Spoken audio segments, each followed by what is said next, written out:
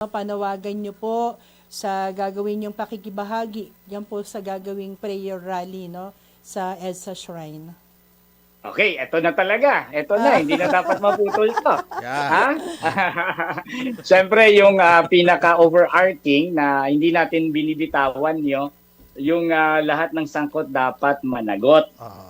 Tapos ang White Ribbon Movement, may tatlong particular areas kung saan gusto niyang itulak ang accountability. Okay. Siyempre, una na dyan, yung accountability ng lahat, ng sangkot, number 1 yan. Number 2, yung pagkaroon ng tunay na anti-political dynasty na batas.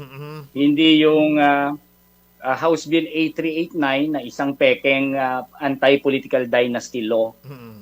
Pangatlo ay political and electoral reforms.